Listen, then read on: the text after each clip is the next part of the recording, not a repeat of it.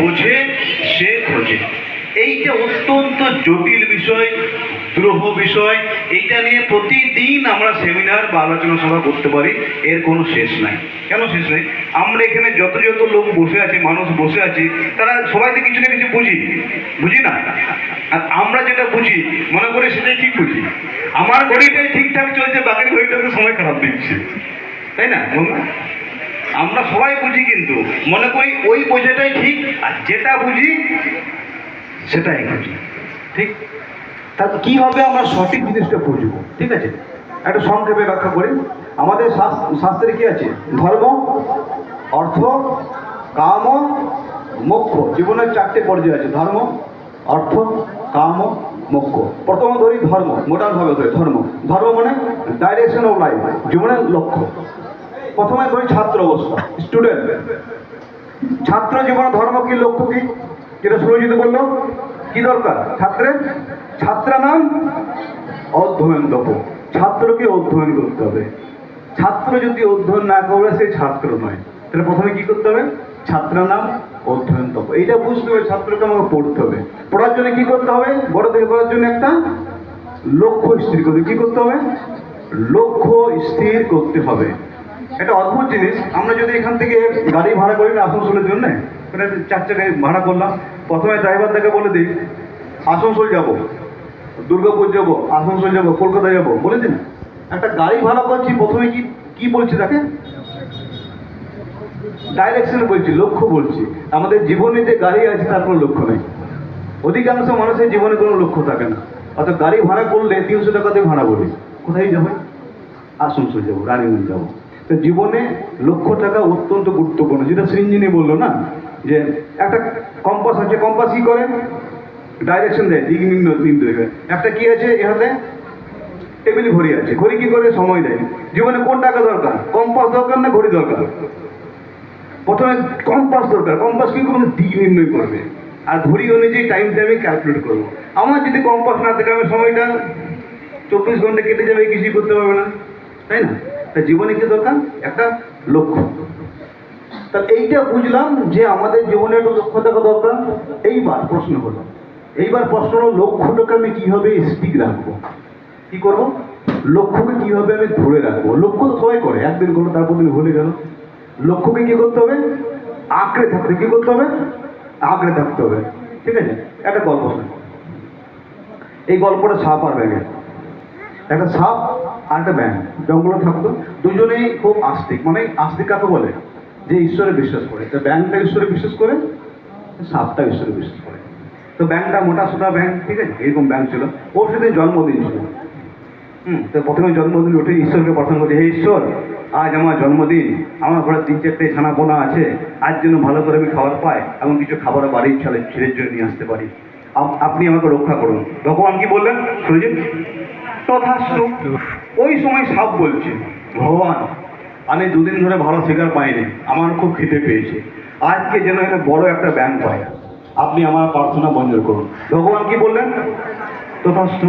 তো সাপকেও তথাস্তু, ব্যাঙকেও তথাস্তু।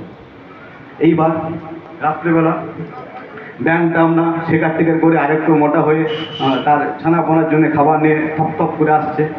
আর ওই সময় সাপটাও আসছে। সাপটা দিলেই ব্যাঙ পেয়ে গেছে। ভগবান আমার কথা শুনেছে, আর ব্যাঙটা দেখি সাপ, তাহলে কী হবে? ভগবানকে আমার কথা শুনেনি। এই সময় সাপটা ব্যাঙটা ধরার জন্য ছবল দিল। তো ব্যাঙটা বড় হয়েছিল। তো ব্যাঙের অর্ধেকটা সাপের মুখের বাইরে, অর্ধেকটা ভেতরে। এইবার সাপ ভগবানকে বলছে যে, হে ঈশ্বর, হে প্রভু, আমি শিকারটাকে পেয়েছি, অর্ধেক ধরতে পেরেছি, অর্ধেক পারি নাই। এখন যদি আবার আমি মুখটা বলি, ব্যাঙটা বেরিয়ে যেতে পারে। আমি এখন কি করব? ভগবানের দৈব বানিয়ে এলো। কি দৈব বানিয়ে এলো? ধরে আছি, ধরে থাক। এই সময় ব্যাঙটা বলে, হে ঠাকুর, আজকে আমার জন্মদিন, ভালো মন্দ খাবার কথা নিয়ে যাচ্ছি, এবার সাপ আমাকে ধরেছে, এবার বলো প্রভু আমি কি করব? তখন দৈববাণী এলো। কি দৈববাণী? পড়ে আছিস, পড়ে থাক। একই, ধরে আছিস, ধরে থাক, পড়ে আছিস, পড়ে থাক। বুঝতে পারছিস? তাই তো হলো, সাপটা ধরে আছে। মাঝরাত হলো, ভোর হলো, সকাল হলো, 8টা বাজছে, ব্যাংকটা অমনি পড়ে আছে, সাপটা এরকম ধরে আছে। যখন 8টা বেজে গেলে রোদ উঠতে শুরু করেছে, সাপ তখন ভাবলো যে এতক্ষণ ধরে তো আমি ধরে আছি ব্যাংকটাকে, সেই দিন হয়ে গেল, এবার নিশ্চয়ই ব্যাংকটা মারা গেছে। এবার আর ঈশ্বর তো আমার কিছু বললো না, এবার আমি চেষ্টা করে দেখিয়ে দিয়েছে। যখন এই মুখটা বের করলো না, তখন ব্যাংকটা লাফ দিয়ে পালালো। তখন সাপটা বলছিস, ভগবান ঠাকুর তুমি এত নিষ্ঠুর, তুমি আমার মুখের থেকে শিকার ছিনিয়ে নিলে, এইটি কেন করলে? তো ভগবান বলছে, হ্যাঁ তোকে কি বলেছিলাম, কি বলেছিলাম, ধরে আছিস ধরে থাক, তুই ছাড়লি কেন? এমনি কোনো ছাত্র যদি বলে আমি রেজাল্ট ক্র্যাক করবো এই কম্পিটিশনে, বাবা কি করতে হবে? ধরে আছিস ধরে থাক, ছাড়লে চলবে না, ছাড়লে বিপদ। ঠিক আছে, তার আজ কি বললাম, আজকে কি শিখলাম? যে লক্ষ্য স্থির করলে হবে না, লক্ষ্যটাকে ওই ধরে ধরে থাকতে হবে। ক্লিয়ার করতে পারলাম? ঠিক।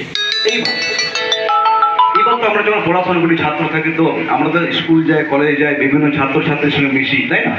বিভিন্ন পাঁচজনের সঙ্গে মিশতে হয়।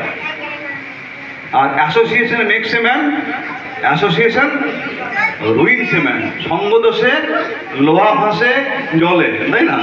সঙ্গ দোষে লোহা ভাসে জলে। তা এখন আমাদের সঙ্গে বিভিন্ন সঙ্গ করতে হয়। সঙ্গ নির্বাচন আমাদেরকে সঠিক রাখতে হবে, আমাদের বুঝতে হবে সঙ্গ মানে অ্যাসোসিয়েশন খুব গুরুত্বপূর্ণ বিষয়।